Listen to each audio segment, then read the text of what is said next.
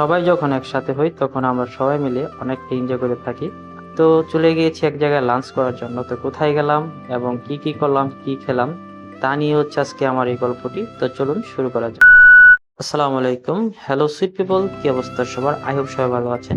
তো হঠাৎই আমাকে কল দিল, আজকে নাকি লাঞ্চ করবে হচ্ছে স্টাফ কোয়ার্টার আলমসে। তো যে কথা সেই কাজ, আমাকে নিয়ে ওরা চলে যাচ্ছে হচ্ছে আলমসা। আর এদিকে কিন্তু অলরেডি আলামী শিকদার, ইমন, আমাদের মিশু, তারপর হচ্ছে ইসমাইল, আরো অনেকেই ছিল। একসাথে সবাই চলে আসে, এখানে কাসরবাও চলে আসে। তো লাঞ্চ করার জন্য চলে আসি আলমসে। আর এই জায়গার যে খাসির পায়াটা আছে খুবই মজা।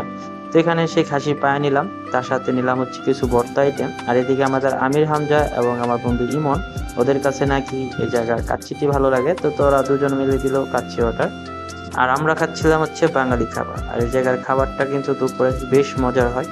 তো যেই কথা সেই কাজ, এখানে চলে আসি এবং খাওয়া দাওয়া নিয়ে সবাই ব্যস্ত হয়ে যায়। আর সাথে তো রয়েছে আমাদের গল্প আড্ডা। আর এদিকে আমাদের মিশুক বন্ধু এই হাঁটিটা নিয়ে অনেকক্ষণ ধরে বসে আছে, কারণ এটা খাওয়া শেষে চাচ্ছিল এটা থেকে একটু মজক খাবে, ভিতরের যে তেলটা রয়েছে সেটা খাওয়ার জন্য, কিন্তু পারছিল না। তো এদিকে আমরা খাওয়া দাওয়া করে এক একজনের কিন্তু খুব ক্লান্ত হয়ে যাই, কারণ এত পরিমাণের খাই যেটা বলার বাইরে। আর এর ভিতরে সবথেকে বেশি খায় হচ্ছে আমাদের ইমন বন্ধু, দেখেন ওর পেটের অবস্থা।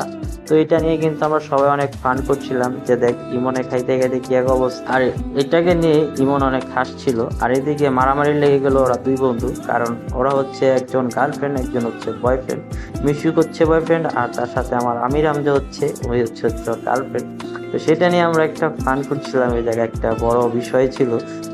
যাক, এটা একটা রিলস আকারে তুই একটা ভিডিও দিয়েছি, আপনারা হয়তো বা দেখতে পেয়েছেন সেটাতে। আর এদিকে এটা নিয়ে আমরা সবাই গল্প করছিলাম। তো খাওয়া দাওয়া শেষে এই চাটা খাচ্ছিলাম। আর এই জায়গায় আলমসের চাটা কিন্তু বেশ মজার, যারা অবশ্যই আসবেন আলমসে দুপুর টাইমে, তো এখানে এসে চাটা ট্রাই করবেন। আর এদিকে আমাদের বিয়ে কিন্তু চা পাগলা ভাই বলতেছিল যে ভাই এই জায়গার চাটা আসলে কিন্তু মজা। একটি কথা বলতে তো ভুলে গেছি, আমার বিয়েকে কিন্তু বিয়ে দেওয়ার জন্য মেয়ে দেখছি।